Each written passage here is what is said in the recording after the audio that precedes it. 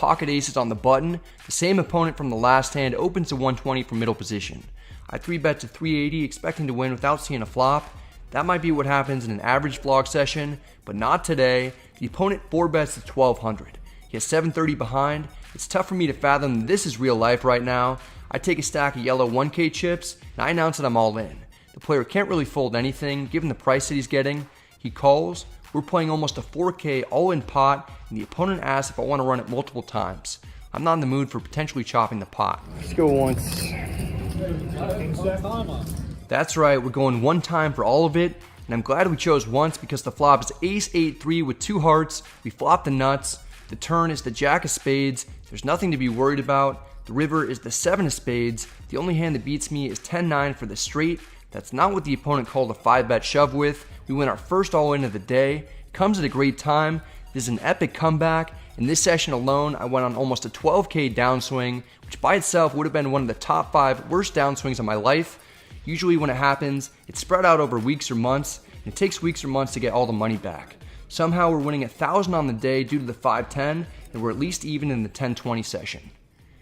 Actually, we're not quite even in 10-20. Remember that we're in for 2 10K bullets? Well, I get a count, and I kid you not that we have 19,900 in front of us after stacking the opponent. We're 100 short. We've got pocket aces under the gun. I'm pretty sure the pre-flop guide suggests that we raise in this spot. That's what I do. I make it 30. The cutoff calls. The small blind wants to exercise his right to 3-bet. He re-raises to 150. This player's only been at the table for a few orbits, but I've already seen him jam in a few weird situations that didn't really make sense. I want to go heads up with him in position. I 4-bet to 350. This should be enough to get the player behind me out, but the small blind will still be getting a good price to call with the worst hand if he wants, or he has enough meat behind to potentially 5-bet jam as a bluff. This guy seems like a bluffer. The cutoff folds. The small blind doesn't take long to consider his options. He basically snap calls and has 925 left in his stack. I don't care what the run out is. I'm going to find a way to get all my chips in if I can. It's just the two of us in what's already become a very big pot. The dealer puts out king 8-6 with 2 hearts. The opponent had kings. All the money would be in the middle already. I hope he has ace king. He's got something that he likes because he leads into me for the maximum. Call? Once is good. Yeah. I hate chopped pots more than my camera hates focusing on the board. We're running it once, and there will be blood. The turn is the 7 of diamonds. I have no idea what cards I need to fade, or even if I'm in the lead. The river is another 8. Apparently, it's a good run out for us because the opponent doesn't seem to like it at all. You don't have anything? Ace 10. Nice. The small blind has ace 10 of hearts. He got it in with a flush draw, 1 over, and a backdoor straight draw. Glad I decided to run it once. It's tough to dodge hearts on 2 boards. We get every dollar that the player has to be up over 1,400, and we're not even close to done. I'll be sending you your cuts in the mail. On to the next table, and shortly after taking my seat, I pick up pocket aces under the gun. I open to 15. Under the gun +1 calls, the button calls, the small blind calls, and the big blind calls. Everyone's trying to ruin my day.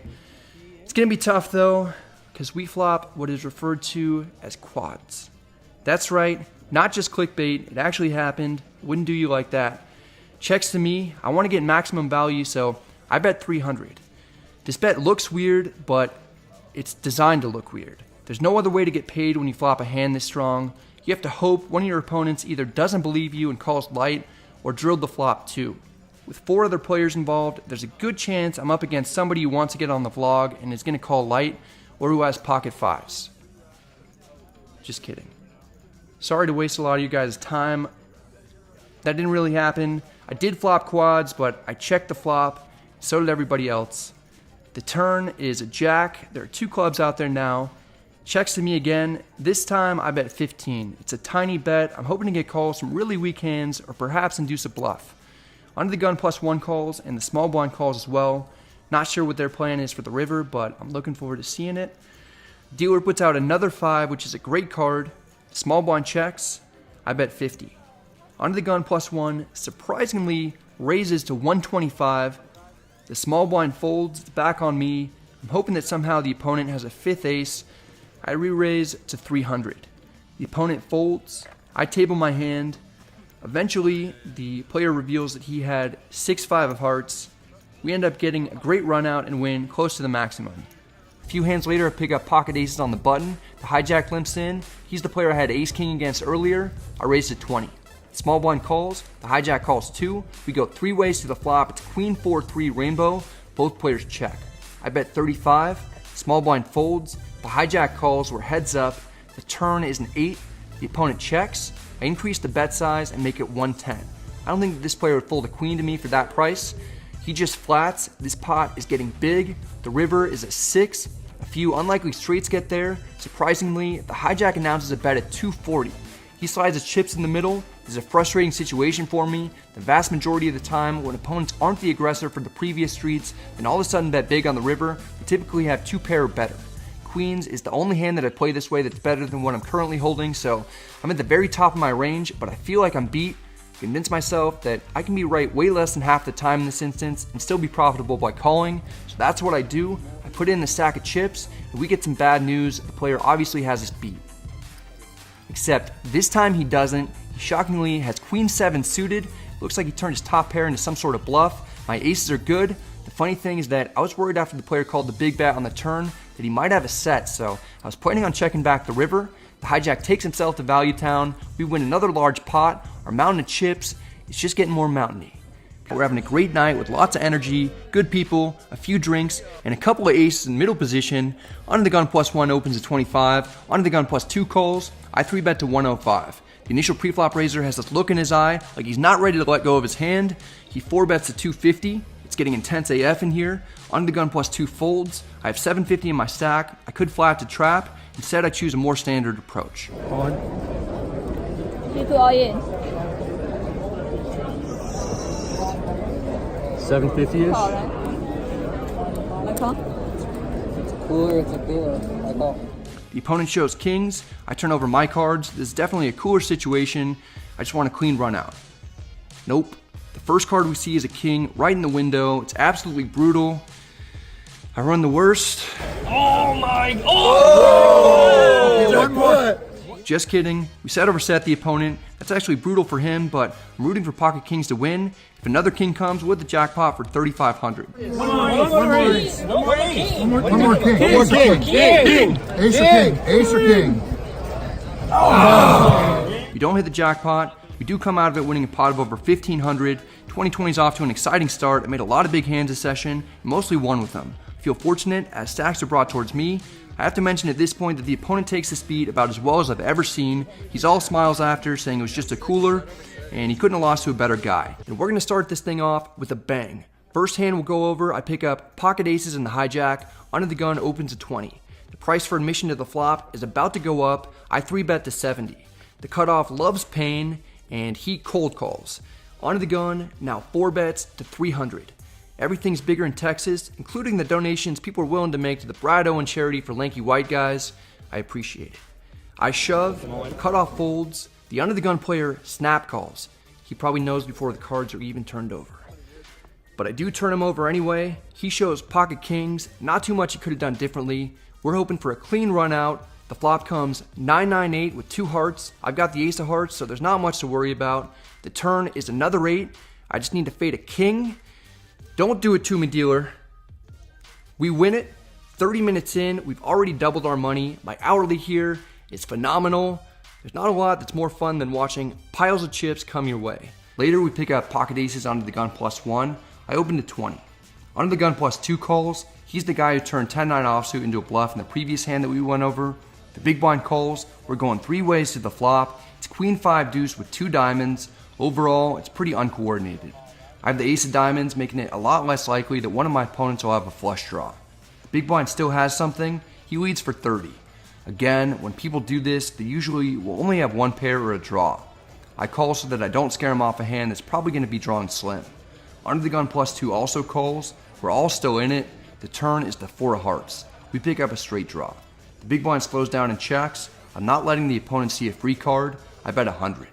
Under the gun +2 calls. He likely has a queen. The big blind folds. It's heads up. The river is another 5. The opponent shouldn't have trip 5s all that often after calling flop and turn. I bet 250 to target hands like king queen, queen jack, and queen 10. The opponent immediately calls. I flip over the aces. It's the best hand. The player has pretty much what I thought. He shows king queen offsuit. There's not much that he could have done differently. I probably would have played it the same way. His name's Marcus, the guy's a friendly dude, and he takes it in stride. Thanks, dude. Get you one there. I would have lost the same amount as well. For the camera, a lot he wants to see. Alright. Yeah, nothing you can do. Like when you have aces. I'm under the gun +1, I raise to 30, the player on my left calls, the button calls as well. The small blind is the dude who tried to bluff me earlier, mine read my bet, and slow rolled me in a chopped pot. He's thinking about doing something crazy. He 3-bets to 90, it's a tiny sizing, especially considering there are 2 callers before him, and he's out of position. Initially the small blind was stuck and playing crazy, now he's run up the largest stack at the table and is playing much more conservatively. Maybe he has something like kings or ace-king that he can call a 4-bet with, or potentially he'll even 5-bet. I'm certainly not flatting, giving the players behind me great odds to also call. I raised to 350, might seem on the larger side, but it's not really when you consider how much money's already in the middle. I also want to build up this pot as much as possible while I know I have the best hand. The middle position player folds, the button gets out of there, the action's on the small blind again. I wish he'd seen my 9-7 suited 3-bet, or perhaps was playing like he was when he was stuck. He doesn't seem to want to get involved since I've shown a lot of strength and we're both really deep. He folds queens face up. It's hard to call if you're gonna show. Nice hand, man.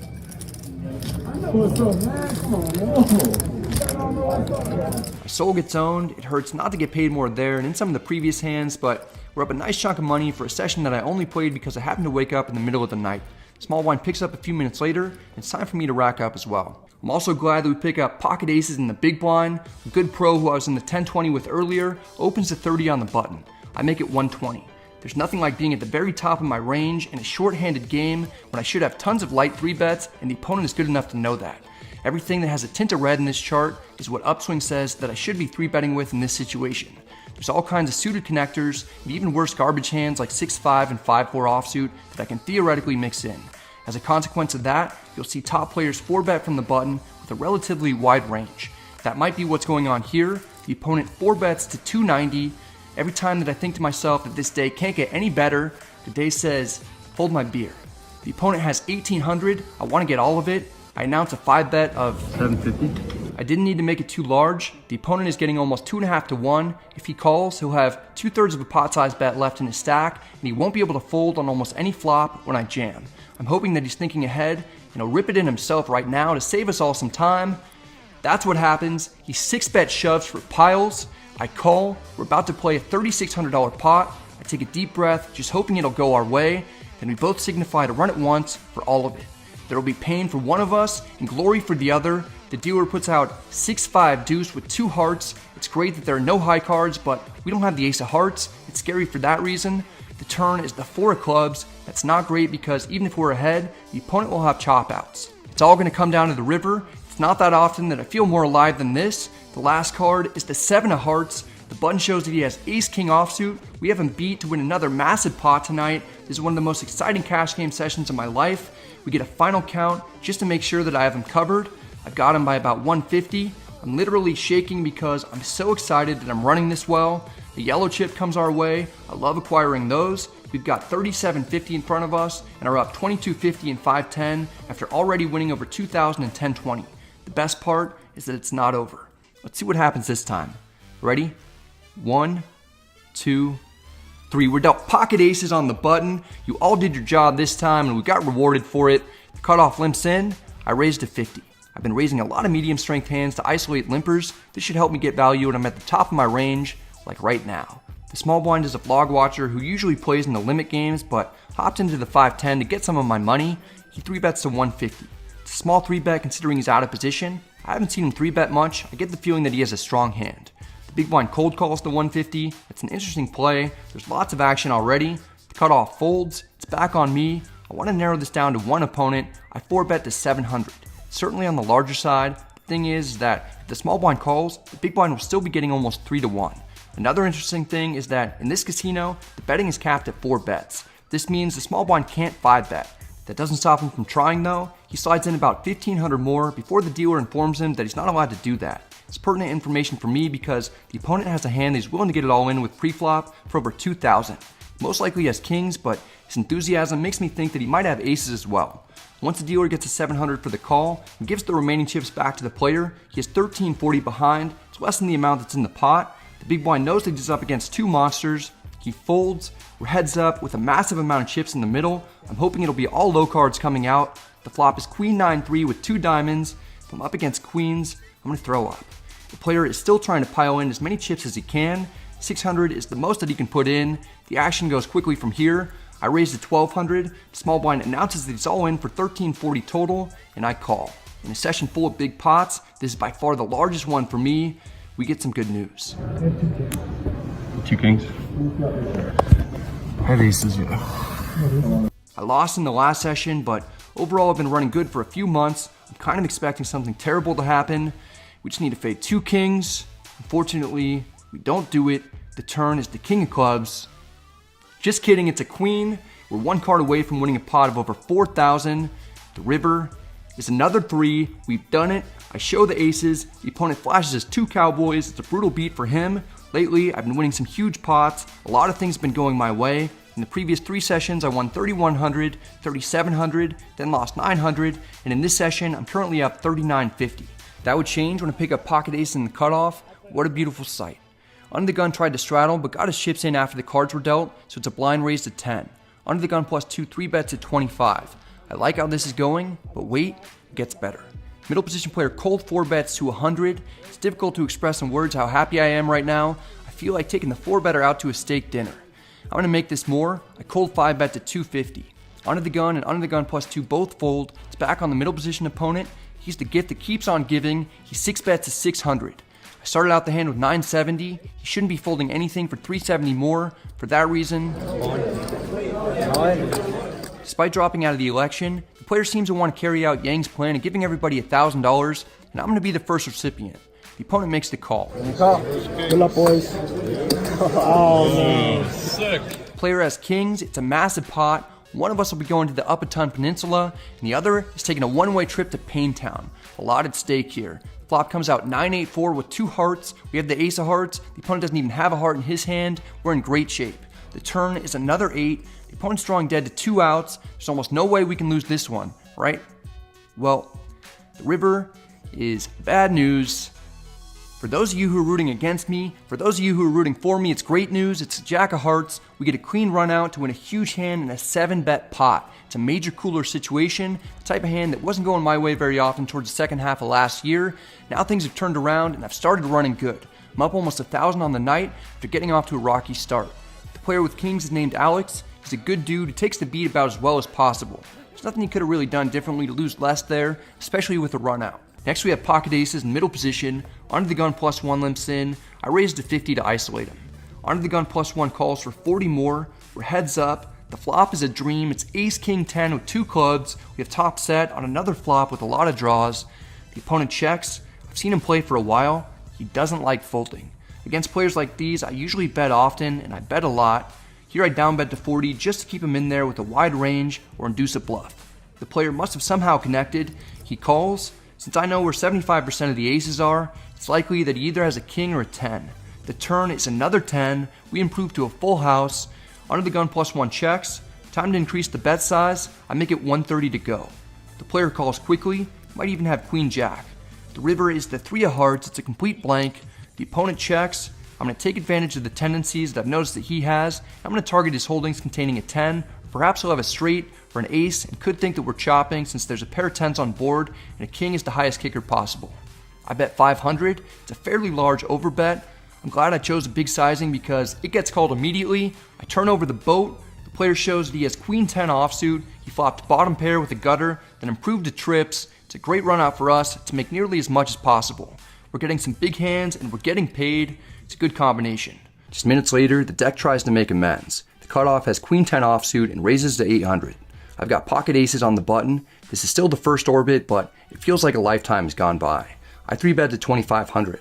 I wouldn't expect my opponent to make the call from out of position with an offsuit queen 10, but he refuses to be put in a box since he doesn't like tight spaces or tight ranges. He calls, we're heads up. The flop is a good one. It's ace 7-4 with 2 diamonds. We have top set in a 3-bet pot in a 100-200 uncapped, no limit game. The opponent checks. Sometimes I'll check back in this spot, but in general, I'm not a huge fan of slow playing. I down bet to 2,000 in order to give the cutoff an opportunity to make a mistake. The opponent is not one to squander opportunities. He knows just what to do as he puts in the check raise to 5,500. This is crazy. See, sometimes when you fast play hands, you get people to play back at you. I never would have thought this in a million years that he was going to get bluff raised here and an ace high on an ace high board is 3-bet right now. Brad's got pocket aces like this, unbelievable. He just got checked. I've got all the aces, so I make a call figuring that I'm up against a bluff. It's a $16,000 pot, and we have the nuts. The turn is the jack of hearts. The opponent picks up the gutter, but suspects that I've got a strong hand. He seemingly gives up and checks. I get the feeling that he doesn't have anything, making my job to get the opponent to put more money in pretty difficult. I bet 4,500. It's a tiny bet designed to charge him in case he has any equity, and also to give him some rope to potentially bluff shove if he interprets my small sizing as weakness. Instead, Nick makes a laydown. Even though I'm stuck over 20,000, making a strong hand and winning several thousand back is a huge relief. I begin to believe that a comeback is possible, and now the butterflies have completely dissipated. I'm not happy, but you know what always cheers me up? Rolled up aces over kings. For now, pocket aces will have to do. I'm in the hijack in what's currently a 7-handed game. The player on my right limps in for 20. He's probably the least skilled player at the table. It's either him or me. Might be a toss-up. I raise to 80. Under the gun +1 calls, we're heads up. The flop comes Jack 7-6 rainbow. The opponent checks. I'm going for value. I bet 100. That's a reasonable price. The player calls. The turn is the deuce of spades. It's as blank as it gets. It's check to me. My assumption about this particular player is that he doesn't like to fold much. If he has a jack or a draw of any sort, I don't think that he'll let it go, even if he's facing a larger bet. I make it 340. Under the gun +1 still likes his cards. He calls again. The river might be too good of a card. It's the ace of clubs. We river the nuts. Most of the time, this won't be a good card in terms of helping me get paid if my opponent has something like king jack or queen jack. It doesn't really matter if the opponent has a busted straight draw, and occasionally it'll be a good card since the ace of spades isn't accounted for. There's some small chance that under the gun +1 called with backdoor spades on the flop, called with a flush draw on the turn, the river top pair, or maybe somehow has 2 pair. He checks. It's going to be tough for me to get called on 3 streets by something worse than top pair. I target my opponent's strong hands, and I try to take advantage of what I perceive as his tendency to call light. I bet 900. There's not much thought from my opponent. Before I even have time to get my chips out there, the opponent puts his cards in the muck. I imagine that he didn't have a pair. We win a decent pot, but we're still down a few hundred altogether on the day. I wasn't able to get all the second opponent's money in the quads hand, but he straddles and I pick up pocket aces again. I'm in the small blind. I raise to 100. The under the gun player might have somewhere else to be. He calls, we're heads up, out of position. The flop comes 5 deuce deuce with 2 spades. We've got the ace of clubs and the ace of spades. No need to be too worried about either of those flush draws coming in. The opponent shouldn't have a deuce. I need to keep him in when he's likely going to be drawing extremely thin. I down bet to 60. Under the gun thinks for a while. He only has 500 in his stack. He doesn't want to give up for such a small amount. He calls. Now I'm focused on getting the remainder of his stack. The turn is the 6 of clubs. I increase the bet size to 140. The player may have liked the turn. He calls once more, a bit quicker this time. We're reeling him in. The opponent only has 300 behind. The river is the jack of diamonds. It's time to go for it. I announce that I'm all in, and I put in enough chips to cover him. He slides in his stack for a call. I turn over the aces. They're good. I'm not sure exactly what the other player has, but we must have gotten a great run out to win the maximum because he exposes the jack of clubs. My guess is that he turned a flush draw on his way to rivering top pair. Maybe he had king jack or queen jack suited. Another big pot comes our direction. That's the third opponent that we've either doubled up through or stacked. I call my friend who's a doctor. He tells me that the remedy for that is pocket aces. That's what we have in the small blind. The hijack opens at 30. Our nemesis from the last few hands calls in the cutoff. My opponents today have not been in the mood to fold at all. For that reason, I 3-bet to 180. In a typical game, I'd make it 150, so I went larger than normal for maximum punishment. The hijack folds, cutoff calls as I expected he might. We're heads up in a large pot. The flop comes 7-3-3 rainbow. It's a dream flop because the range that I put the cutoff on consists of, I have no idea. This might actually be a terrible flop. Who knows? This guy likes to play threes. That's scary. I see bet for 150. I want to keep the player's high card hands in. That'll be drawn close to dead. The cutoff takes the bait and calls. The turn is a jack. I'm praying that he somehow has one. It's time to pump up the heat. This is the first really good situation that I've been in since before Florida. I slide in a bet at 350. I want to set up a river shove. I imagine this particular player will call if he has any pair. Sure enough, he does call. The river is a 4. Not too worried about it. I have the opponent barely covered. He has 650 in his stack. I announce that I'm not 100% sure what I'm up against, but I'm fairly certain that I want to call. The cutoff comes through and puts in a calling chip. I flip over the aces. They're put out in front of the opponent for him to see. He doesn't seem very happy. He's holding onto his cards, so I don't see what he has. We get a count for my stack. I indeed have him covered. After what seems like forever, the man finally concedes the election. I mean the hand, a massive pot is pushed in our direction. We're in for 2,900 total. We have 2,800 in front of us, so we're actually still stuck a little. I really like apples. I also like bananas, but what I love even more than those are big pairs. We pick up pocket aces on the button. It's hard for anything to be better than this. My friend Jeff is in the game. He races to 15 in the cutoff. He's about to get torched. I 3-bet to 50. Alex from Tennessee has now moved to Kyler's old spot on my left. He cold calls from the small blind. The guy who stacked me earlier when I had queens also cold calls. What kind of game are we in here? The cutoff calls. We're playing a 3-bet pot, 4 ways in position. The flop comes king 9 deuce with 2 spades. It's a very safe flop for us, aside from the fact that we may have to worry about an opponent having a set of 9s. No one should have a set of kings, otherwise they would have 4-bet pre-flop. Small blind checks. The big blind bets 100, even though he's the pre-flop aggressor. And it's a good flop for me as the 3-better since I can have kings, aces, and ace-king. The cutoff folds. I'm not sure what to make of this $100 bet. I call to see what the big blind will do on the turn. The small blind also calls. It's down to 3 of us in a big pot. The turn is the 5 of diamonds. It's a blank. The small blind checks. The big blind is a little hesitant. He bets 100 again. I realize that he's trying to get to the river cheaply. When you determine what your opponent is attempting to accomplish, disappoint him. I raised to 275. I would have made it more, but I'm a bit concerned that the small blind has a set of 9s.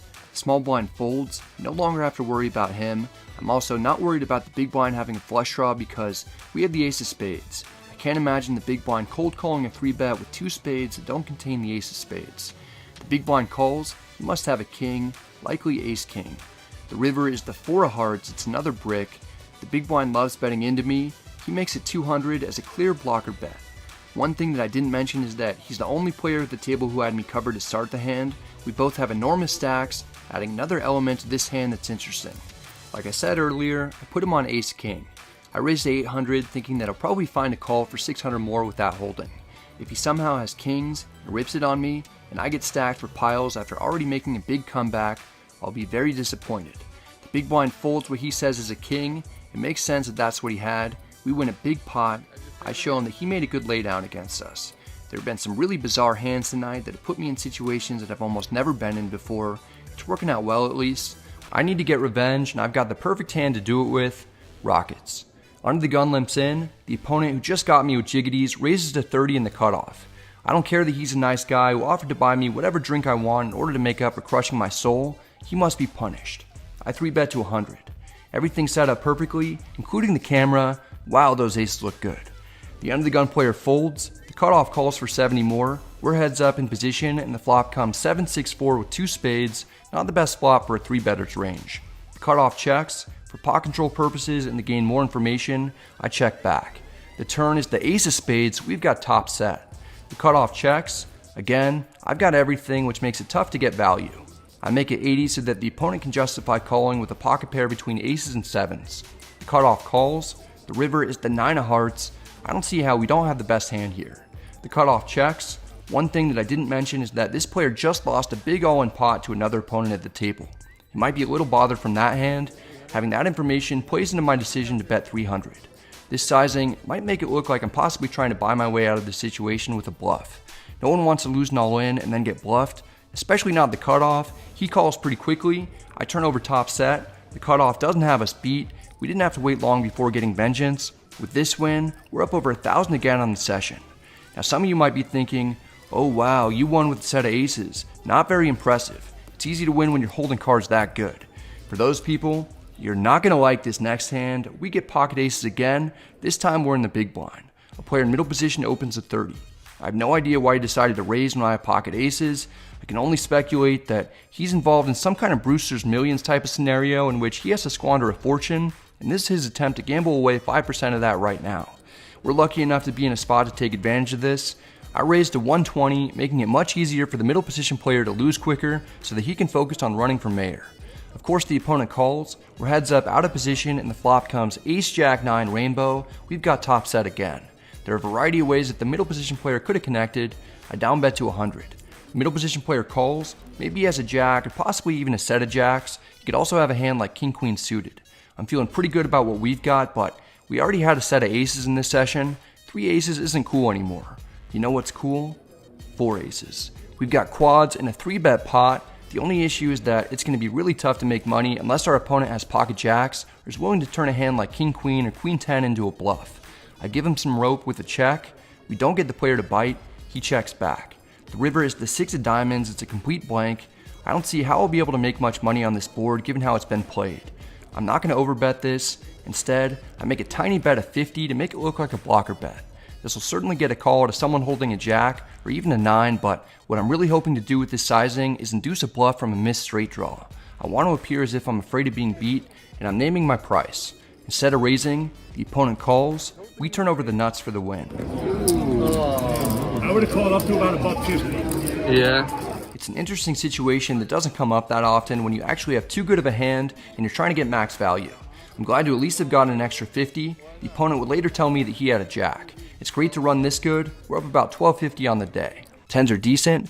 Aces are better. We're in the under the gun straddle. I'm excited. My friend Jake McDonald is excited as well. He's been in quite a few vlogs previously. He's on the button here and raises to 100. Mark is having a tough go of it this session so far. He's lost some big pots and is down about 10K as he tosses in a calling chip from the small blind. It's about to get much rougher for both opponents because the price is going up. I 3-bet to 600. Jake must have something that he likes. He calls for 500 more. Small blind calls as well. We're going 3 ways to the flop. It's king 7-7 rainbow. What a dream. There shouldn't be many 7s in my opponent's ranges, and neither of them will have pocket kings since they didn't 4-bet pre-flop, but both players could have some hands containing kings. The small blind checks. There aren't any draws to worry about, and it's a paired board. I bet 600 once again. The button doesn't want to relinquish his hand. He has another player to act behind him, and I could have pocket kings, aces, and ace kings, so he really shouldn't be sticking around too light. He's not concerned as he gathers chips and calls. It's tough to put him on anything specific. Maybe he just has a king, but he could have some combinations of trip 7s or something much worse like backdoor draws. The small blind doesn't want anything to do with this pot. He folds. It's down to heads up. The turn is the jack of diamonds. I'd feel better about this card if I had the ace of diamonds. I kind of want to see how my buddy wants to play this. I check for pot control in case I'm up against a 7 or pocket jacks. If the button checks back, I'll almost for sure have the best hand. Instead, he bets 1400. I don't exactly know what to make of this. I figured that he most likely has a king and I should be in good shape. I don't think check raising will accomplish much though. I call. This has become a large pot. The river is the queen of spades. I played a ton with Jake in Las Vegas over the last 10 years. He knows that I wouldn't have made it this far in the hand without something strong, especially after 3-betting pre-flop. I'll full house combinations that he won't have, including pocket kings and queens. If I check, he may even check back hands like king jack, king queen, and ace king. I can't allow that to happen. I don't think that Jake would attempt to bluff at this point either, so if I check, he'd really only be putting in bets with hands that have me beat, and I won't be able to fold. With all the adrenaline in my body right now, it's tough to think of the best play for us to make. I don't know what comes over me, but my mouth just blurts out 4,000. It's an odd sizing. I sort of like it though. If the opponent has king queen or king jack, he may have to call because he has really good card removal, making it less likely that I'll have a full house. If he has trip 7s, which has me beat, he has no card removal to the full houses that I'd likely have and could possibly even consider folding. At first, I'm concerned that the opponent might have trips or jacks full and is going to call or jam. That doesn't appear to be the case. He's tanking for a long time. I don't blame him. It's a big pot and a big decision. I'd never take this line with ace-king since that hand doesn't beat the other 2 pair combos. Aces is probably the worst hand that I'd actually do anything similar with. My buddy is thinking through what happened from the start of the hand until now. Usually, he's pretty quick with his decisions. This is about the longest that I've ever seen him in the tank. A full 4 minutes goes by before he finally folds. He doesn't immediately tell me what he gets away from. I figure aces is the best hand, and he made a good laydown. Maybe if I made it smaller, he would have called and I could have gotten more value. In any case, it's a big pot that comes our way to get us up around 3,000 in profit. I'd find out later that we completely stole the pot. Jake would text me after the session that he folded trip 7s. If I had lost the pot, I'd have been stuck piles of money. Somehow me playing the hand like a fish helps me get a bluff through that I wasn't even aware that I was attempting. A lot of strange things had been happening to me lately, causing my opponents to win pots in weird ways. I'm glad something like that finally happens for me. The only way my night could get any better is if I'm dealt pocket aces in middle position. Is this real life or is this a dream? I'm pretty sure it's a dream. We're playing on a dream stream. I raise to 60. The player on my left calls in the hijack with king deuce of clubs. That's a bit speculative. People are certainly trying to get in the mix with me. The cutoff wakes up with ace king offsuit. He's not going anywhere. He 3-bets to 225. We're about 20 minutes into the session and I keep getting raised in 3-bet. Luckily, I'm getting dealt strong hands. Otherwise, I'd have a lot of difficult decisions. Something strange happens here with Nate in the big blind. He cold calls a 3-bet with king queen suited. When he sees cards he likes, he doesn't enjoy letting him go for any price. I like his style, but he's got to be punished. I 4-bet to 1,000. The hijack folds quickly. I'd expect to take this down pre-flop a decent percentage of the time. Half the aces are accounted for. The situation was set up well for the cutoff to potentially put a light 3-bet squeeze on. The cutoff isn't folding though. Maybe he'll 5-bet. He reaches for chips and just calls. We're certainly going to be playing a large pot out of position. I'd imagine king queen suited wouldn't be cold calling a 3-bet and definitely wouldn't call a 4-bet out of position, but my man Nate has a soft spot in his heart for lanky white guys and doesn't mind donating to my charity. He calls for $775 more.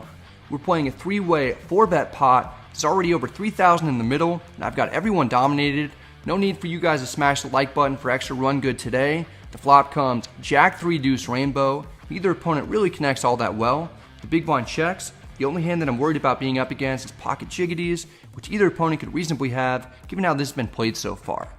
I bet 1,200, a little over a third of the pot. Maybe someone will call with queens or 10s. The cutoff folds. The big blind lets his cards go as well. I'm okay with that result. Less than a half hour in, I'm up 3,800. I had a lot of anxiety about this session leading up to it, but winning right away has helped ease that. Good news is that it's time for the hand that we advertised on that clickbait title. We've got aces on the button. Under the gun straddles, under the gun +1, limps in without me seeing it. I raised to 35. Small blind calls, the big blind calls, and under the gun +1 shoves for 115 total. I have my first big decision to make. I can raise to isolate, or I can flat to hopefully get one or both the players behind me to call. This can be risky. I go for it anyway, and just flat. Small blind calls, as does the big blind. 4 of us are in the hand. It's a little scary. There won't be too many runouts that I want to see. Flop comes 7-5 deuce with 2 hearts. Small blind checks, the big blind snap shoves for 130. Pretty much have the same decision again. I call, hoping to keep the small blind in. He does call. We're heads up for another side pot. 2 players are all in. I've got 530 left, and the small blind has me covered. The turn is the deuce of diamonds. It's good because it's not a heart and it pairs the board, making it less likely that I'm up against a set. Small blind checks. Figure I probably have the best hand, and if he's on some type of draw, I need to get the money in now, otherwise I won't be able to if he misses on the river. I shove. Player isn't too thrilled about the situation. He gets an exact count, then he makes the call. Figure I must be ahead of him at least. 4 players are now all in. This is the biggest pot of the night. Outside pot first, please. The river is a 6. The small blind who had me covered and called my all in has 6-4 of hearts. He flopped a straight flush draw, but he missed everything aside from the pair that he hit on the river. We win the first side pot that's way bigger than the main pot. 2 pair for the outside. Wow. Wow. So you're going to get the side. This is you right here. The big blind tables his hand next. He has pocket queens. That's not good enough. I win a second side pot that's fairly large as well. And you're going to get this one right here, and we're splitting up this one right here. Under the gun +1, he shoves pre-flop, has pocket aces too, but he had a tiny stack to start, so I chop the main pot with him. Still, I profit more than 900 on the hand. Then head over to table number 3, where we pick up pocket aces on the button. A guy named Steve that I played poker with for 11 years is talking to me, so I'm playing the beginning of this hand standing up. A friend of mine opens a 20 from under the gun. I 3-bet to 65. The big blind cold calls. Under the gun calls as well. We're going 3 ways to the flop. It's jack 5-4 with 2 spades. The big blind does something strange and leads for 75. The hand gets weirder as the under the gun player calls. I don't have the ace of spades, so it's possible one of them is on a flush draw. It's really strong for the under the gun player to call the 75 with a 3-better behind her. She could be getting tricky with a set. I'm playing this cautiously. I just flat to see what develops. The turn is the 8 of hearts. The big blind slows down and checks. Under the gun also checks. I don't really know what's going on right now, but I don't want to get check raised off of aces. I continue with caution and I check back. The river is the 3 of hearts, so at least spades missed. The big blind bets 200. If he had a set, he probably would have bet again on the turn after leading flop. He could have a hand like ace-jack suited or perhaps queens. Under the gun folds. She was the person that I was most concerned with. I've really underrepped my hand on the flop and turn. With one less opponent to worry about and having more information to work with, I'm now confident that I've got the best hand. I raised to 500 for value. This should look super odd to the big blind and allow me to get paid even lighter. He's thinking, and he's doing it out loud.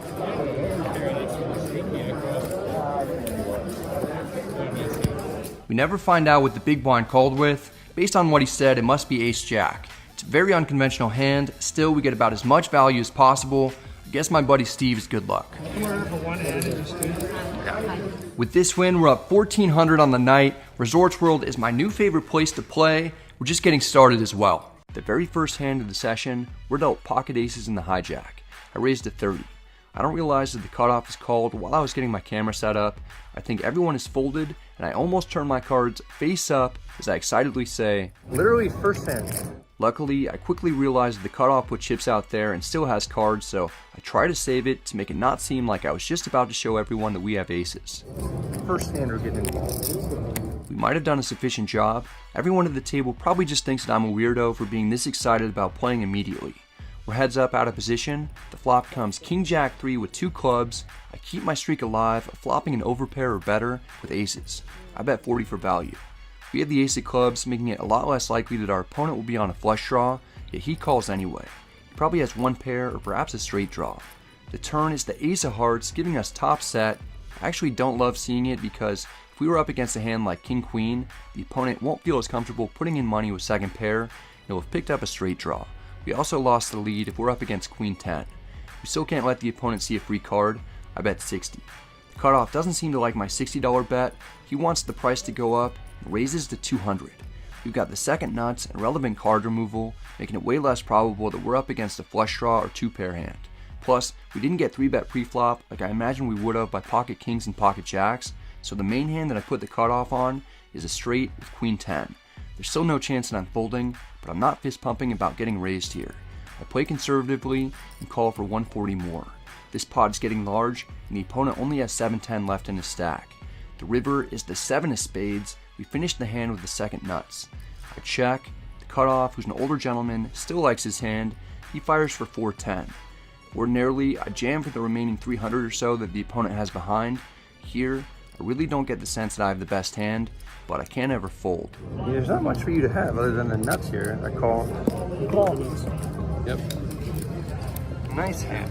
This is the first hand for me. Jeez. The cutoff has exactly what I expected. He turned the straight. If I had shown up 2 minutes later to the table, I'd have $700 more.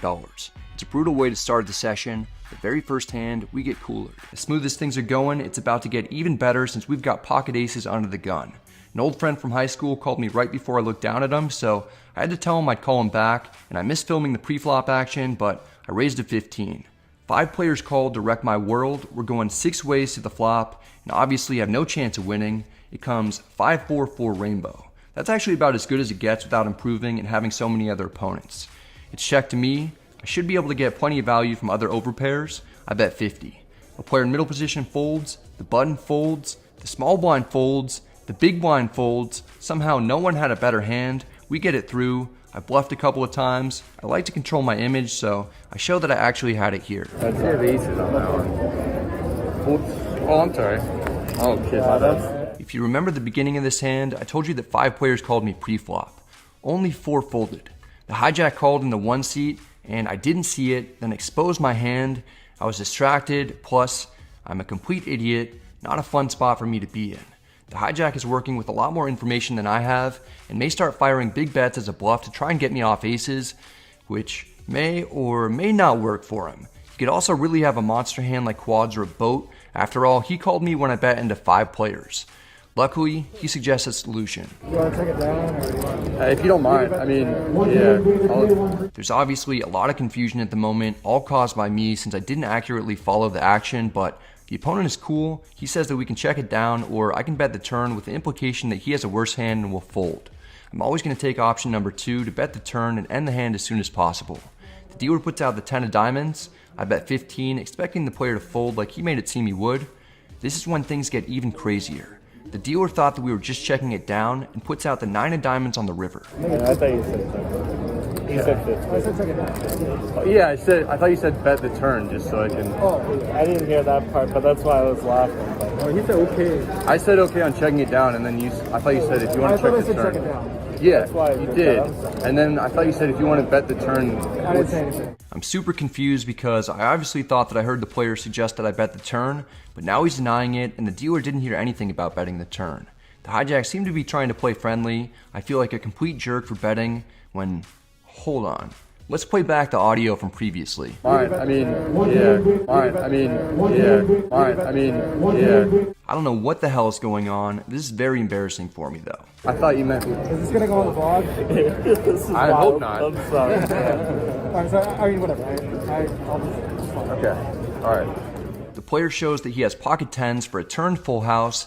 Now everything makes a lot more sense. The opponent told me that we could check it down or made it seem like he'd fold to a turn bet when he had the worst hand, but after hitting a 2-outer and me betting, he all of a sudden forgets saying anything about a turn bet and seemed to be contemplating a raise for value. This is up there with the strangest hand that I've ever played. Again, it all started from me making a mistake. That mistake somehow ends up working out huge for me because otherwise I would have gotten sucked out on and would have lost a much bigger pot. The opponent would have at least gotten 2 more bets out of me, but I miraculously get bailed out again, this time by messing up. Oh, God, alright. Wow. What a good mistake. Wow. No. Here. Yeah. Gee, that was a weird one. The more the hijack thought about what happened after the hand, the more he was bothered by it, and I don't really blame him. He for sure would have made more money had it played out normally. I feel bad about the situation, and I tossed him $100 to ease the tension a little. I wanted to try and make things as fair as I could and make everyone feel okay about moving forward. That seems to do the trick. A few minutes go by, then we pick up pocket aces on the button in a straddle pot. Under the gun +1 limps in for 10. This is the older player who caught me bluffing earlier. I said my plan was to get involved with him and bet big for value because he clearly doesn't like folding against me or getting pushed around at the poker table from younger generations.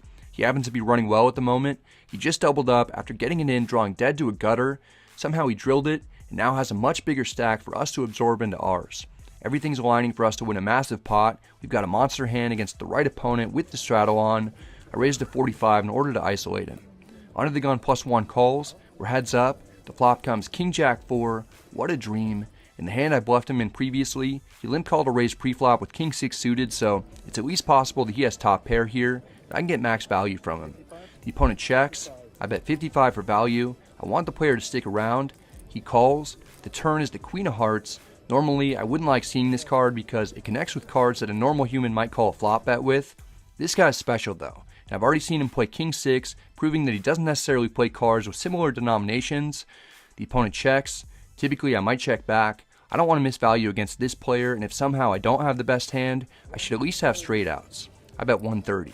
The player gathers chips and calls quickly. He might have taken some time to think about raising me if he had 2 pair or better.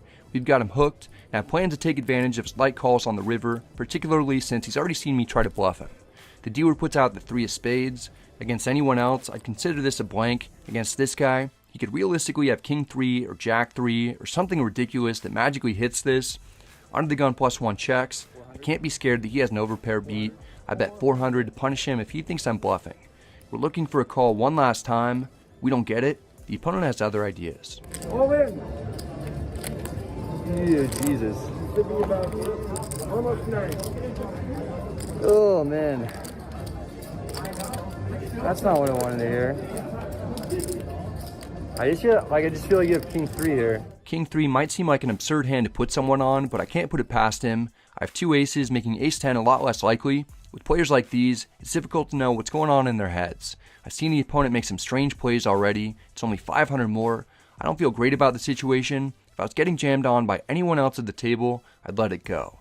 I just can't do it here. I know there's a good chance I'm beat.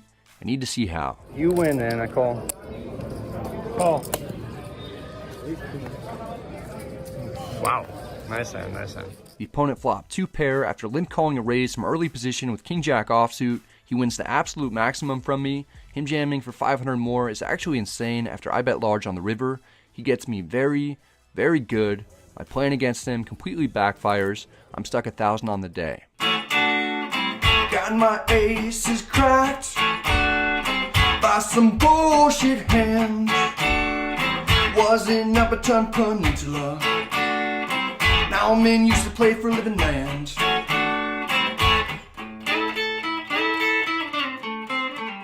That old guy is too good. We've got pocket aces again. This time we're on the button. I 3-bet to 1,500. There's no nick game going on or anything like that. Alex just has a hand that he wants to play. He's tired of me 3 and 4 betting people. He puts in the cold 4-bet himself to 4,800. Andrew folds immediately.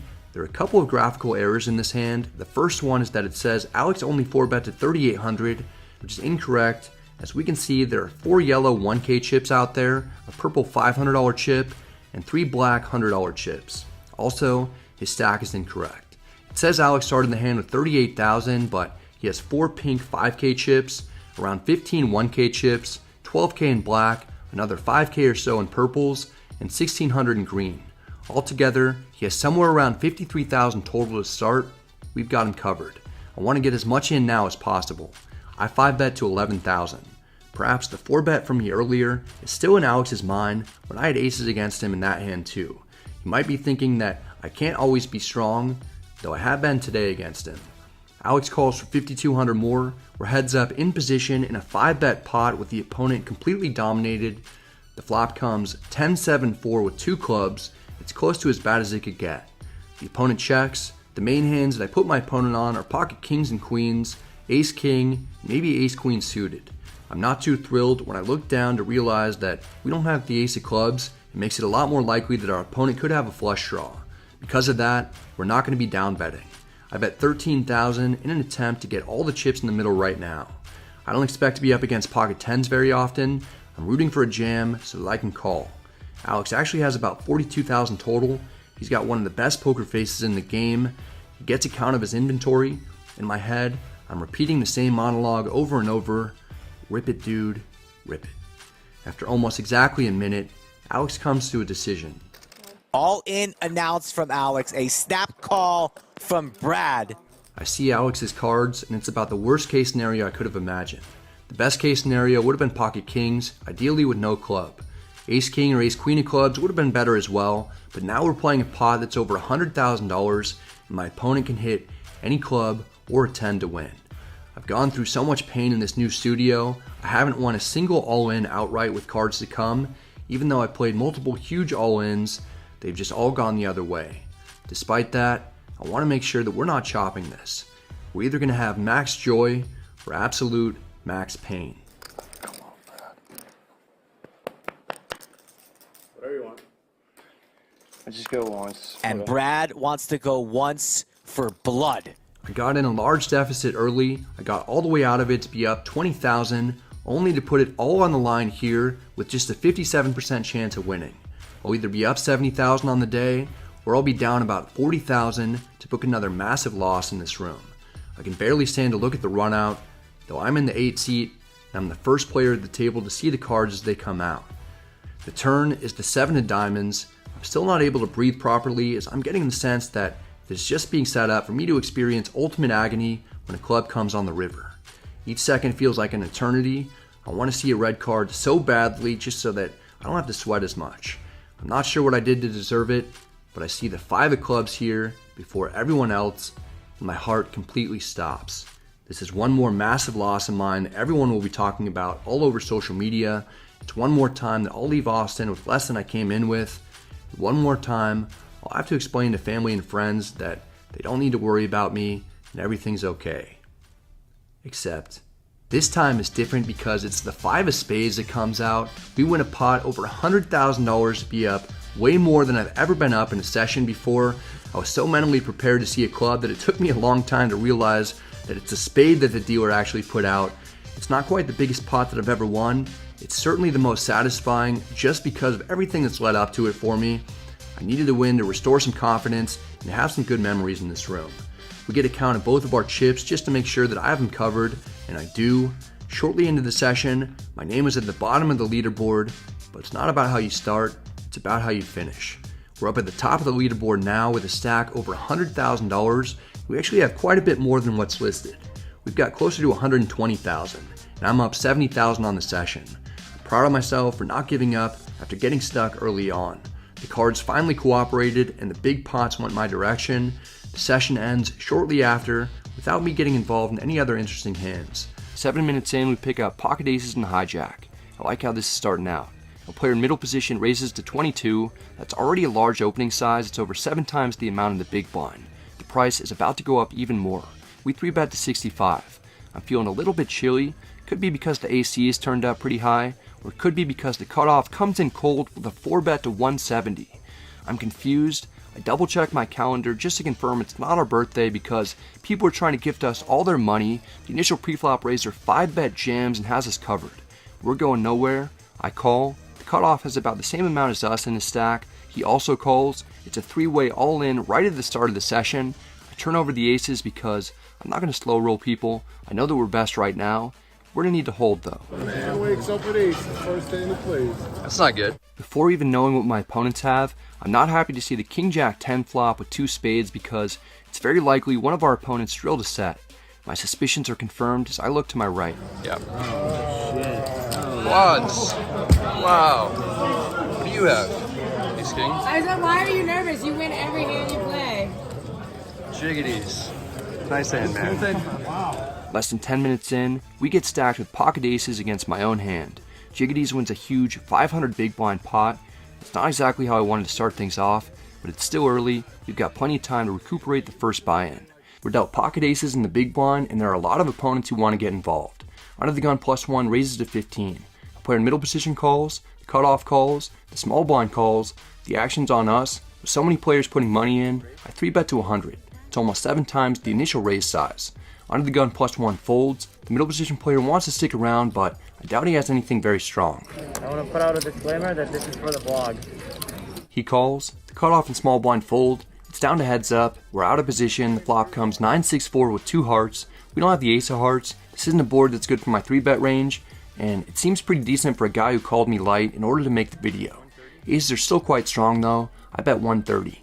The opponent is a little chirpy over there. Would you like me to raise now or on the turn? To be honest, I'm not sure which one I prefer. I guess the player interprets my silence to mean that I'd like him to raise the turn because he just calls the flop bet. He may have a heart draw. The turn is the 3 of hearts. I really hope he doesn't have a flush. I check. Haha. No way for him to raise me now. The opponent checks back. That's all the info that I need to feel like I've got the best hand. The river is the king of clubs. It's a card that probably didn't change who has the lead. I bet 225 for value. The middle position player might have something that he'd like to get to showdown with, perhaps a hand like second pair. Unfortunately, he lacks some key characteristics that separate him from people like Peter Parker and Bruce Wayne. I'm not a hero. Good fold, good fold. Nice hand, Brad. Oh. This isn't too big of a pot, still happy to not get cracked.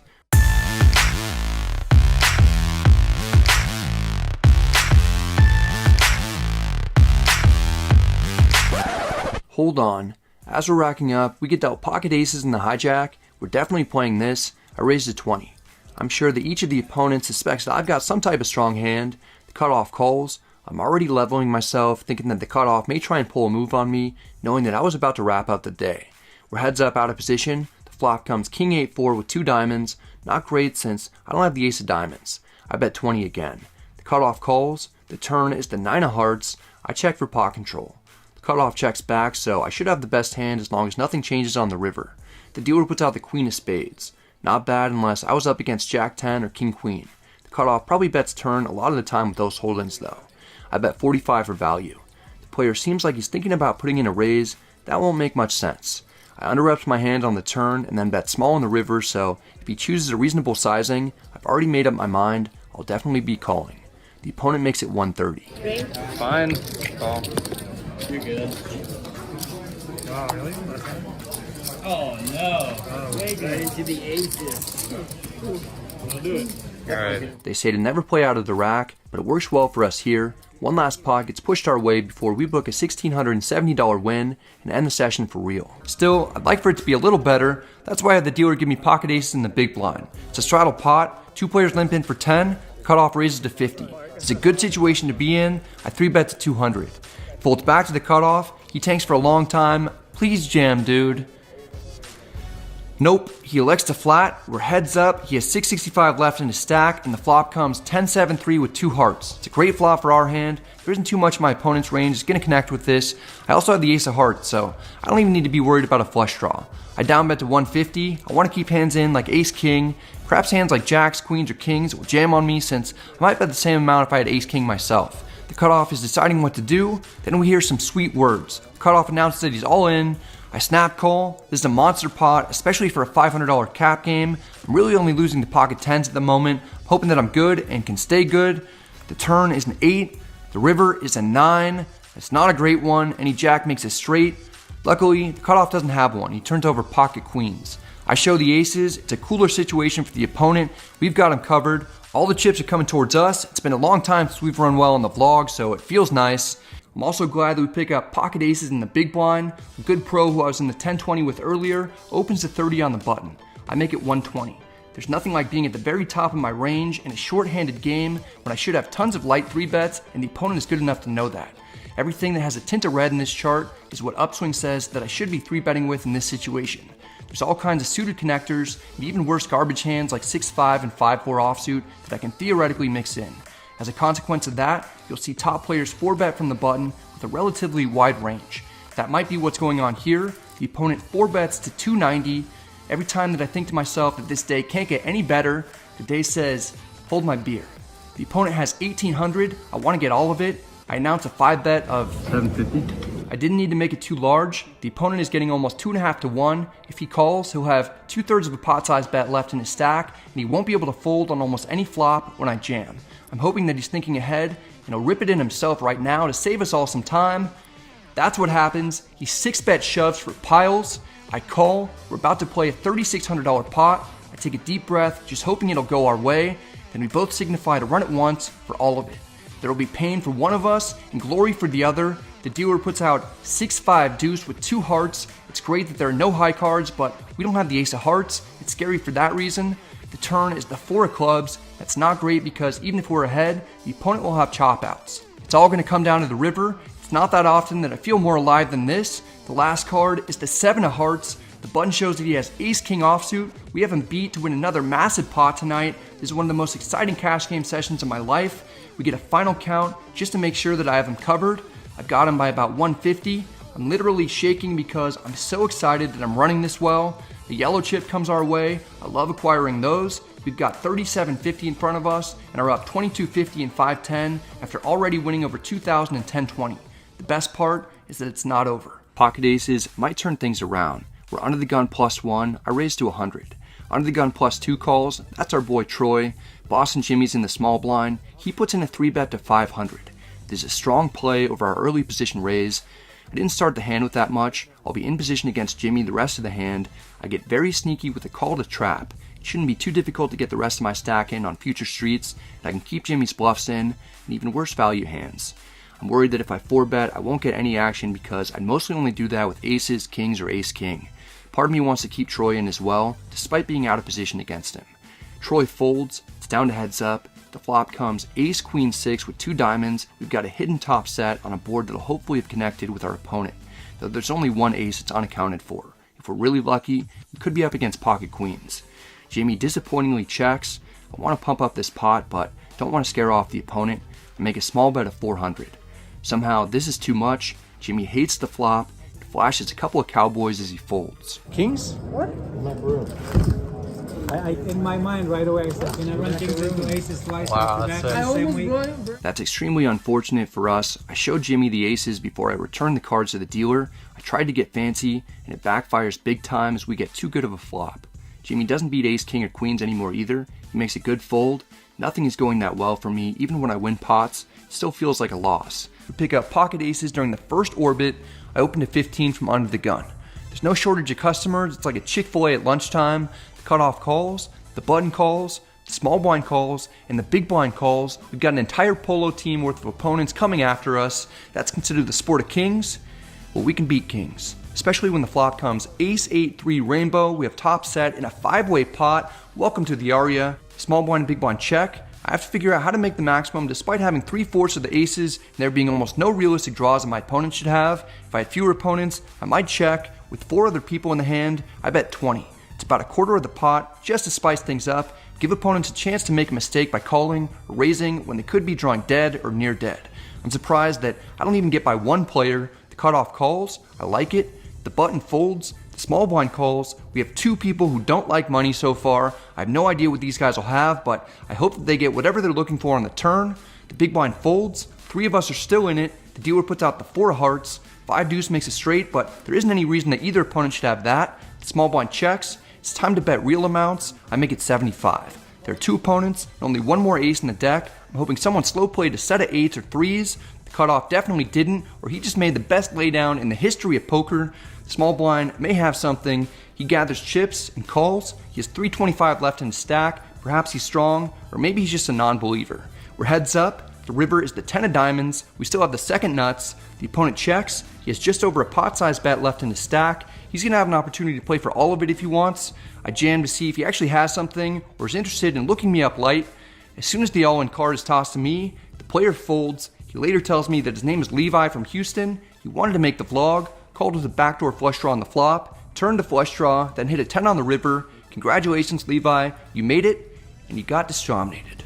One thing that doesn't change is my hand. I've got aces again. I'm under the gun, and I opened at 30. The cutoff calls. The big blind calls who just got caught bluffing in the previous hand. He likes to get involved. We're going 3 ways to the flop. The dealer puts out 8-7 deuce with 2 spades. The big blind checks. I bet 50. I wouldn't mind one color, particularly if the player is out of position. That's what we get. The cutoff folds. The big blind sticks around. We're heads up. The turn is the 5 of diamonds. 9-6 and 6-4 make the straight. There are a couple of 2-pair combinations that the player might have. The big blind checks. Checking back is probably best since the cards out there are much better for my opponent's range than mine, but I've got such a strong hand and I could be up against lots of holdings that I'm ahead of, like 1-pair hands or flush draws, for example. I bet 120 for protection. There'll be so many bad river cards for me that'll make it tough for me to get value on that street, so I figure it's better for me to bet here and check back most rivers if I get called. The big blind buys the ticket to take the ride. The dealer puts out the 4 of clubs. There are 4 to the straight, but at least the flush draw missed. The big blind knows it's a much better card for him than it is for me. He takes the initiative betting 300 because he knows I'm likely not going to be betting it. In a 2-5 game, I'd auto-fold this. I should be auto-folding this too, but I'm not holding the ace of spades, so I could still be up against plenty of missed flush draws. And I saw this guy bluff in a similar situation earlier. Plus, I'm a whale.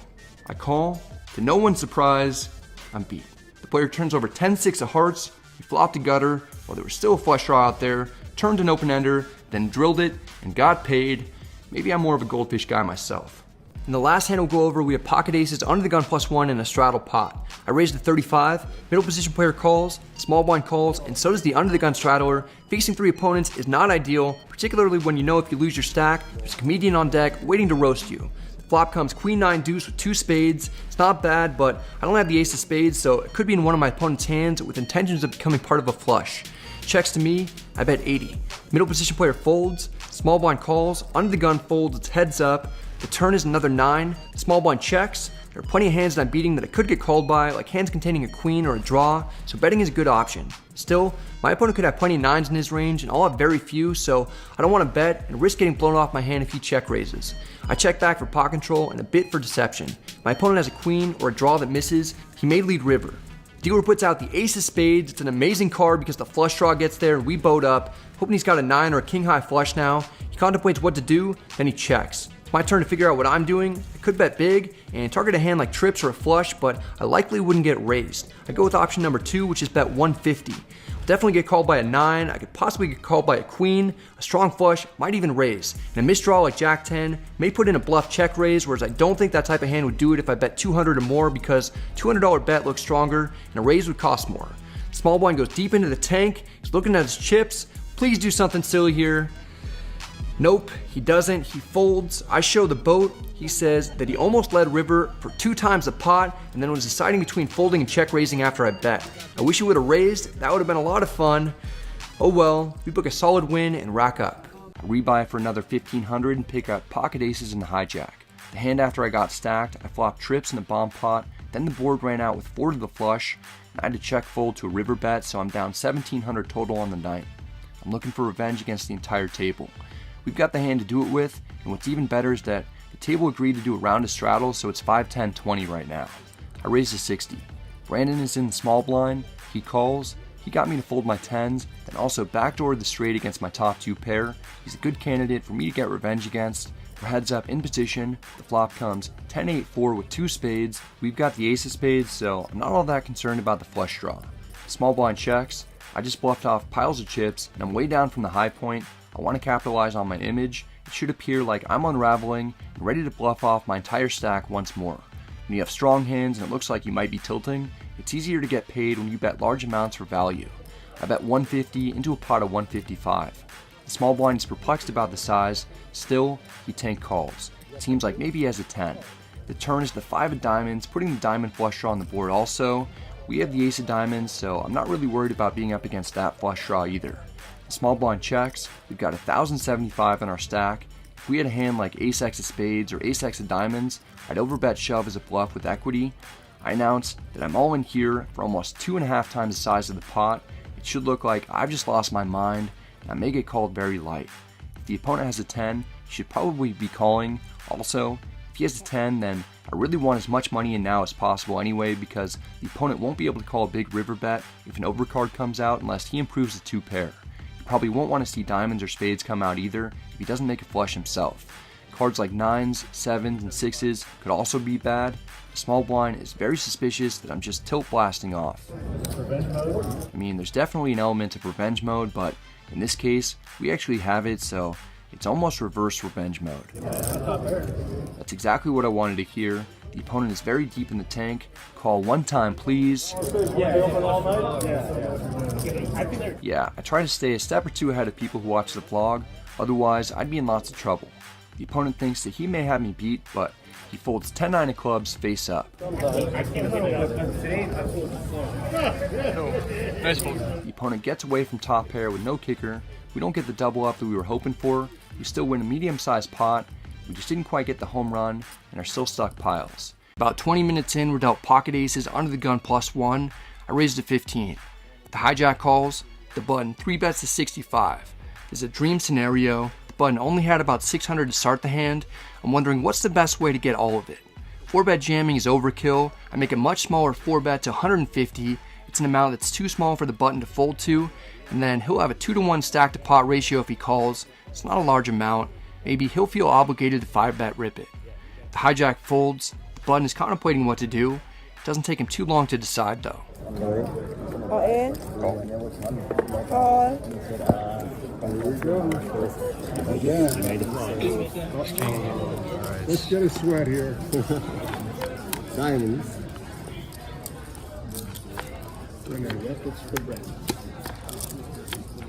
Chop it up. Nice try. Right away, we stack an opponent with our 6s full of aces to beat an ace-king offsuit hand that plays the board. It's a nice way to begin, and we're not done with aces either. One orbit later, we're under the gun +1, and we pick him up again. This time the straddle's on. I raised to 30. The hijack calls. The button 3-bets to 90. I don't know what's going on, but I could have used some of this in Austin. I was only dealt pocket aces once in 3 live stream sessions spanning about 25 hours. I've already been dealt aces twice here, just over a half hour. Wait, it gets even better though. The big blind is about to make a play. Squeeze time. 390. 390. I've never been so excited for squeeze time in my life. The big blind picked a fantastic time to 4-bet to 390 with only 2,035 total. His name is Mike. He said earlier that he wanted to make the vlog. Mike is certainly going to accomplish that. I find myself in another terrific spot. We're going to apply the same principles here as the last hand we went over, as we almost min 5-bet to 800. Whatever Mike cold 4-bet to 390 with, I doubt he'll want to fold for 410 more. Plus, the fact that he announced it was squeeze time may make him feel like I could somehow be 5-betting light, even though that'll never be the case with a caller and a 3-better behind me. So you mean you actually had a good early positioning open race? I have the best one. The hijack and the button fold. The action's back on the big blind. He's a sticky player who makes the call, leaving himself with about 3/4 of a pot-sized bet left in his stack. The flop comes Jack 10-10 with 2 hearts. I suppose it's possible that we're up against pocket jacks, but there's a better chance we're up against ace-king, pocket kings, or queens. I feel much better about this flop, given that we have the ace of hearts. The big blind checks. Our goal was to make sure that we keep those worst hands in, so even though we probably have the best hand, I announce a tiny bet at 200 to elicit a shove or keep ace-king in when the big blind may only have 4 outs max. This sizing does the trick. 200. All in. Okay, I gotta get lucky. It's good to hear. Okay. Oh, you got one of my outs. Oh, king queen? Yeah. The opponent has king-queen offsuit. He flops an open-ended straight draw, but he can't hit an ace or we'll make a full house. The opponent picks up a few more outs on the turn as he pairs his queen. It's looking bleak for him though, because only 2 queens are left in the deck, and we picked up a flush draw, so only 3 non-heart 9s will give him a straight that's good. The river is the 8 of clubs. We stack another opponent with aces. It's a massive pot of more than 800 big blinds that we take from Mike. It's actually one of the biggest 2-5 pots that I've ever won. Mike's wish comes true. I'm making the vlog, but it comes with a price. All right, Mike. You're in there. Chris, I don't want to be in this fucking video. Mike's a great guy who typically plays much larger games and just loves creating action. I appreciate it. It feels so good to win some hands and run well in a cash game session after weeks of being in a drought. We're somehow already up over 2,500. Pick up pocket aces about 10 minutes later in the hijack. The player on our right raises to 30. I 3-bet to 100. The accountant, whose life was the inspiration for the Ben Affleck film, cold calls a 3-bet on the button. Things may get very, very interesting. The initial preflop raiser folds. It's down to heads up and we're out of position. The flop comes queen 6-4 with 2 diamonds. We've got an overpair and a backdoor flush draw. What we learned about our opponent in the 8-5 suited hand is that he calls large amounts without all that strong of hands. He's someone that I've categorized in my head to never bluff ever, under any circumstances, ever. The way we beat this guy is by betting larger amounts and for thinner value. Here we have plenty of value, and I'm just going to keep the pedal to the floor. I bet 200. This particular player will likely call with a ton of worse hands. He doesn't disappoint as he slides in a call. There's some chance that we're crushed if he has pocket queens.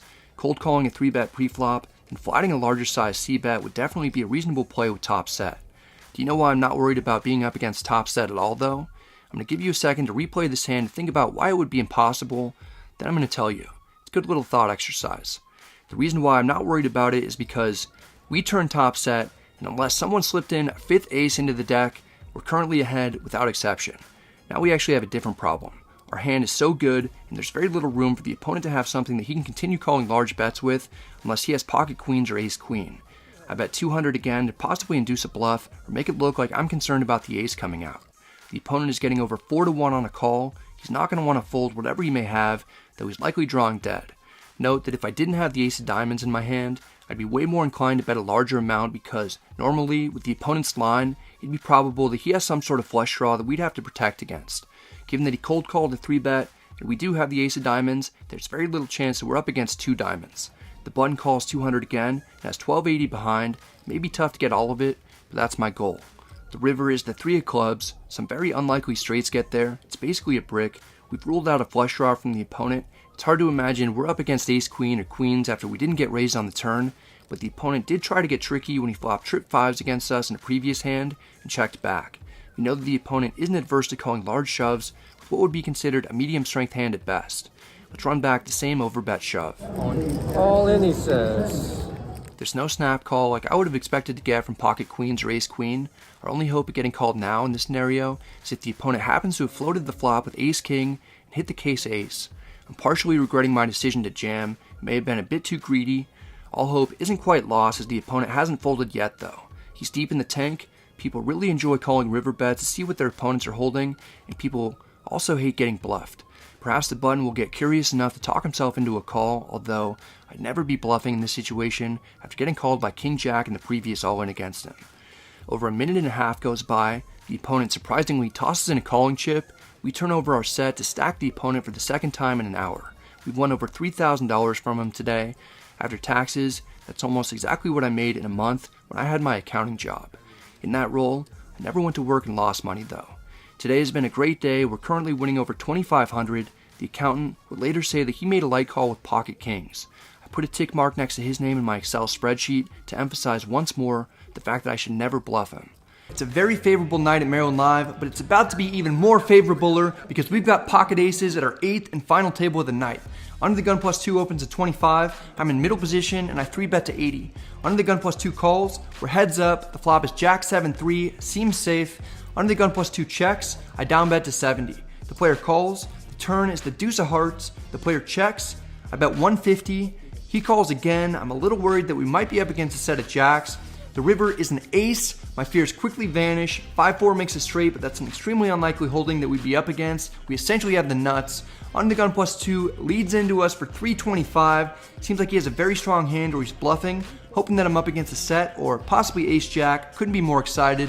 player has about 1,400 left in his stack. Perhaps I get a little overzealous and I shove, thinking that people have been calling me down all day. It'd be difficult for the player to fold a set if that's what he has, especially if he has jacks.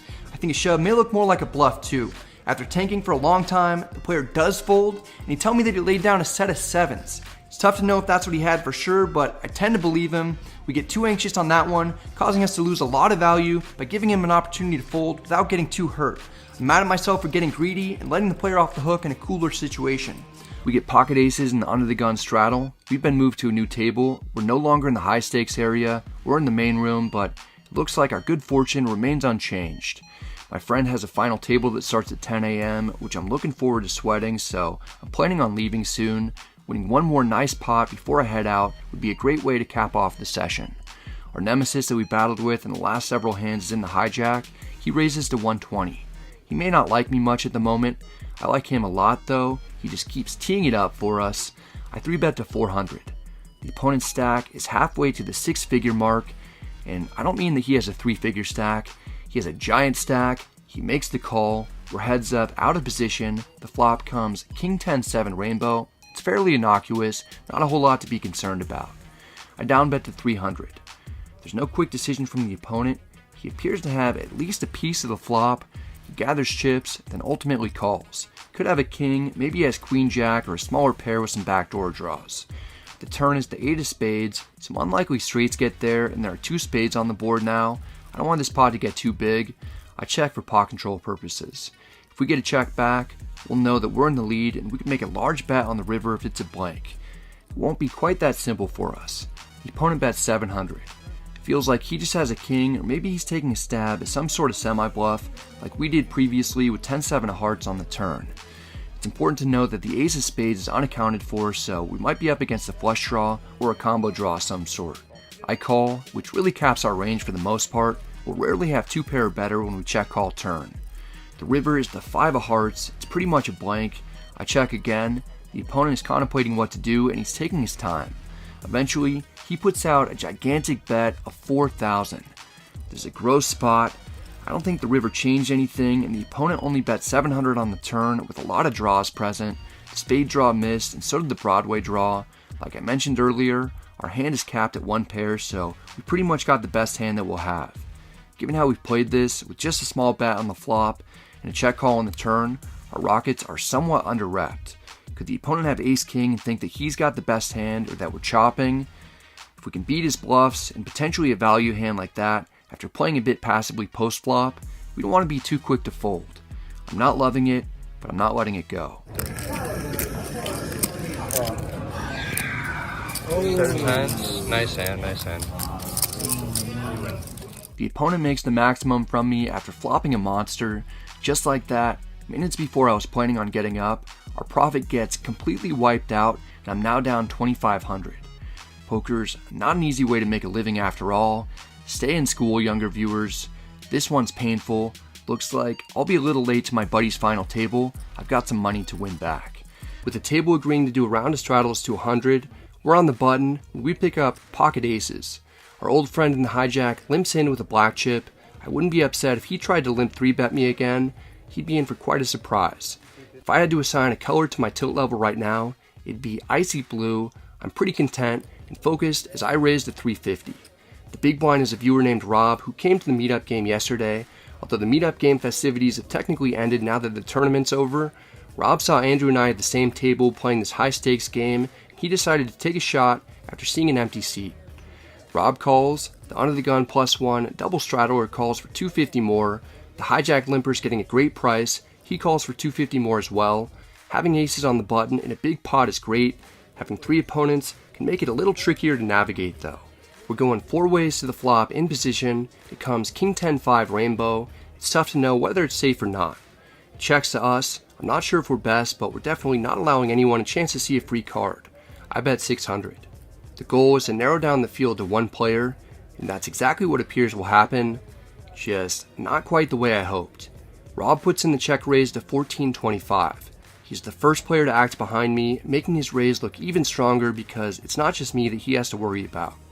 Under the gun +1 in the hijack fold, Rob has 4450 total.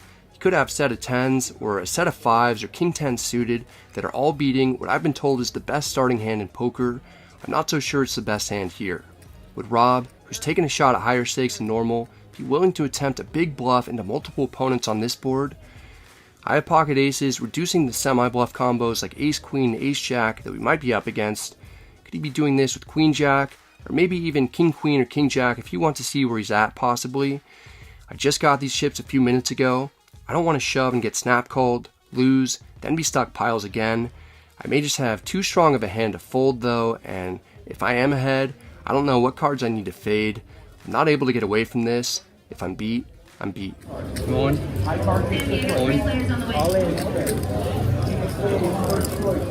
There's no snap call. We've got to be in the lead because if Rob had 2 pair or better, he wouldn't have been able to get his chips in fast enough. Now I'm hoping for a call from king queen or king jack. Instead, Rob folds.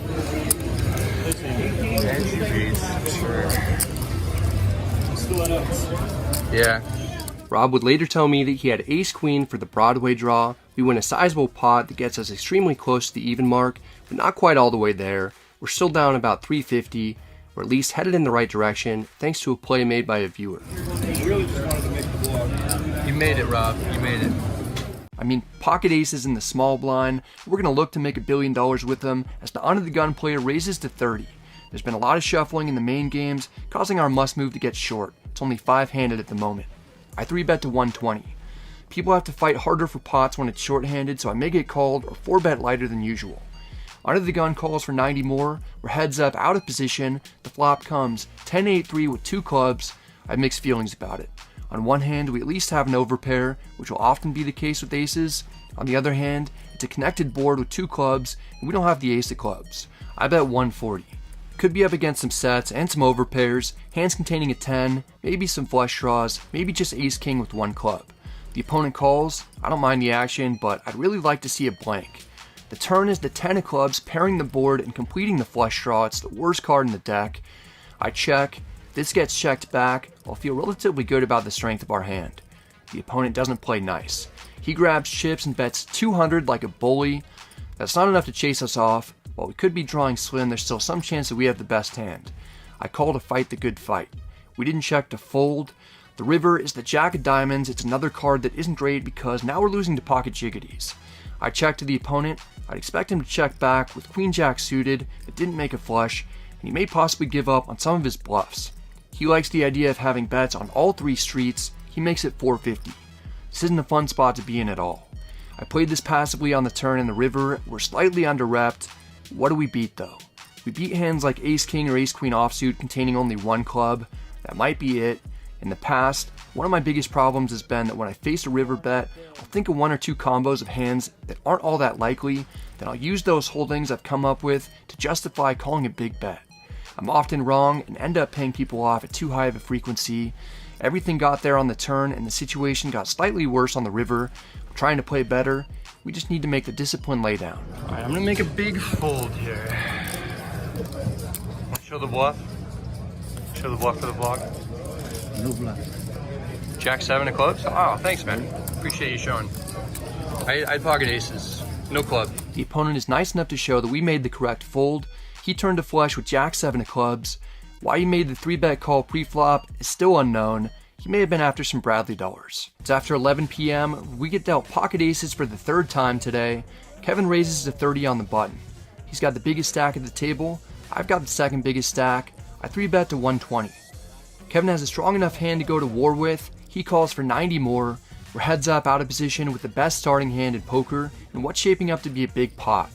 The flop comes 10-4 deuce rainbow. It should be a good one. It's not very connected and we don't have to worry about a flush draw. I bet 130. Kevin's okay with that amount. He calls. Part of me is worried that he might have a set, but we can't always think that there are monsters under the bed. The turn is the 9 of clubs, putting a flush draw on the board for a suit that we don't have. I check to see how Kevin wants to proceed. If he checks back, I'll know we're good. He doesn't check back though. He bets 260. Even with it being more likely now that we're up against a set or 10-9 suited, I didn't check with intentions of folding to a bet. Kevin could still have hands that were beating like semi-bluffs. We don't have the ace of clubs, so there are quite a few flush draw combos that he could have. I call to see the river. The dealer puts out the deuce of clubs, completing the backdoor flush. The only good thing about it is that the number of flop set combos that the button could have is reduced, and the straight draws on the turn, like king jack and queen jack, miss. I check again. I'd really like to see a check back so that we can get to showdown. My friend Kevin, who I've known for over 10 years, bets 770. He's betting even though I could definitely have an overpair like I do right now, even occasionally the flush. Kevin would probably check back queens or jacks at this point, so he's saying he has me crushed, or he's bluffing. I don't know if I'm good enough to lay this down twice today. I'm trying to piece together what my opponent could have. He could definitely have flushes and full houses. It's such a frustrating situation, only made more difficult by the fact that the guy who literally took 5 minutes before folding pretend aces to my bluff shove earlier is now saying that I'm taking too much time for this decision when we're facing a large river bet after 2 minutes when I really do have aces. No. You don't get to call the clock on anybody. Hey, I'm paying for my time, man. Give it another couple minutes. Give it a couple more minutes. Mary. Hey, I'm paying for my time. 2 minutes is a good amount of time, but this particular player takes a long time on nearly every decision, so this is kind of ridiculous, but ultimately the floor comes over to give me a 30-second countdown. About 5 seconds into it, I fold. My friend wins a big pot against me. Nice hand, Kevin. Nice hand. I don't think you would have called anything. Only for Brad. Only for Brad. Show the bluff. Show the bluff. Show one, you gotta show all. Wow. Kevin is nice enough to show that he turned a set of nines and rivered a full house. We made 2 correct river folds with rockets, but I haven't run too well since the big bluff. It's been a long session that's trending in the wrong direction. After this hand, I'm ready to rack up with still a nice win. The very first hand dealt with a new table, we're just getting settled in as we look down at pocket aces under the gun +1. We've got the 2 best suits as well. I'm pleasantly surprised at the gift we've been given immediately as I raised to 30. Under the gun +2 wants to get 4-bet, and that can't happen unless he chooses a bad time to re-raise first. Don't worry though, he comes through with a 3-bet to 100. We're both in for close to the maximum. I've got 2 red chips less because I lost about $10 in the 1-3 game. I'd like to get as much money in as possible while we know that we have the best hand. I 4-bet to 325. Probably looks like I'm making some sort of move to make a statement right away, not to 3-bet me. In reality, we just woke up with a monster. Under the gun +2 might have something strong as well. He calls for 225 more. We're playing a big pot from out of position right from the get-go. The flop comes queen, queen, 6 rainbow. At first it's a little scary because we could certainly be up against some trip queen or quad queen combos, but there's still plenty of other hands that we're beating that'll definitely be willing to call at least a small bet. I make it 225 to go. The opponent doesn't mind the small sizing. He doesn't hesitate much before making the call. It's a little worrisome that he wants to stick around. I expect him to hang in there with nearly everything he'd call a 4-bet with pre-flop though, including some ace-high combos. The turn is the 3 of clubs, putting a flush draw on the board for a suit that we don't have. I slow down and check to see how the opponent wants to proceed. If he checks back, we'll for sure have the best hand. He still might bet with quite a few worse pocket pairs, including kings, jacks, and 10s, maybe even an ace-king type of hand as a bluff, if he thinks there's a high probability that's what I have, and he'd like to deny equity or get me off of a chop. Under the gun +2 fires for 450. I didn't check with intentions of folding to a bet. I did it to gain information, instill some doubt that we've got a hand as strong as we do, and to elicit value bets from worse hands or bluffs from our opponent. I call, not being entirely sure where we're at, but being reasonably confident that we're best. The river is the 8 of hearts, it's a blank. While I'm concerned that we're up against quads or ace-queen suited, I realize there are only 2 total combos of those hands possible, given the queens and aces that are accounted for. There's 1 combination for pocket queens, and since there aren't any possible combinations for ace-queen of spades, hearts, or clubs that we could be up against, the only ace-queen suited combo that the opponent might have would be ace-queen of diamonds. I doubt that the opponent would have 3-bet, then called a 4-bet with ace-queen offsuit, and there are way more combinations of hands that the opponent could have that we're ahead of, including 6 combos each of pocket kings and pocket jacks. If I check, I'll feel obligated to call a jam from the 2 combos in the opponent's range that are beating us anyway, but I'm concerned he might check back the hands we're beating that might be able to call a bet. I can't let this check through. We have half a pot-sized bet left in our stack. We may as well see if the opponent wants to play for all of it. If we're beat, we'll find out immediately. All in. What is that? There's no snap call like there definitely would be if we were up against ace-queen or pocket queens. Now that we've faded that, we can breathe again knowing that this pot will be coming towards us one way or another. If we get the call, it'll just be much, much bigger. As each second goes by, I'm feeling better and better about the situation. The opponent may think that we're bluffing with a hand like ace-king of clubs, since I took kind of a strange line. He doesn't believe that we'll have it right away like we're representing. He calls, we turn over the rockets, still not 100% knowing if we're good, but we've got the winner. First hand. First hand. Jesus. There's nothing quite like walking into the stadium as the visiting team and belting a lead-off homer. I played this hand in a somewhat unorthodox way, but I make the absolute maximum for a full double-up. A few years ago, I may have check-called turn and been too scared to jam river for fear that I'd be beat by trips or quads. Though I still had that fear lingering in the back of my mind, I overcame it, knowing there was a decent chance that I could get called by worse. Everything worked out as well as possible. The opponent says that he had pocket kings. There's no way to know for sure if that's true, but if it is, it's pretty likely he would have checked back river if we didn't lead with a shove. Instead, we make an extra $990 and are already up $2,000 to start. Now I've got aces under the gun +1, Phil limps in on my right, I raised to 20, the cutoff and button call, Andrew calls from the big blind, Phil comes along as well, the flop comes queen 10-4 with 2 hearts, it's check to me, I bet small and put out 35, it folds to Phil, let's see what he does. I'm gonna raise it, I'm gonna raise 130. I've got a very tough decision now and go deep into the tank. I raised under the gun +1 after Phil limped in, so there's no reason for him to think I'm weak. I bet into 4 people on the flop, making it way less likely that I'm weak. If he's bluffing and trying to get me to fold an overpair, it's just a gutsy play by him. I check my cards again to see if I have the ace of hearts, but I don't. That makes me lean way more towards a call because it's now a lot more likely that he could be raising with the ace-high flush draw. If he does have a big draw, I'm a slight favorite. If he has a made hand, I could be a huge underdog. There's a lot to think about, and I don't love my spot because I know that this player in particular is capable of dodging bullets. What happens next is one of my favorite moments that I've ever gotten on the vlog. This is a tough one, man. All right, I'm gonna lay it down. Don't fucking lay that shit down. Show it. You Turn gotta one show card it. off. You gotta show it. I fold. Yeah, I have you beat. But turn a card off. What the fuck are you doing? Don't play so good against me. Turn one off, dude. Let's go. Wow. Next. Okay, you can fold. That's all right. You won, so. Queen 10. So very good. That fold was too good. I wasn't expecting that. Like, you won that hand. Even though you would have ended up winning the money, you would have gotten it all really bad. But you saved your stack instead of just giving Philhelm you 600 or 700 with aces, like the rest of them would have done, like the world would have done. You somehow, like he would have 100% have done. Alex admits it. I would not have done that.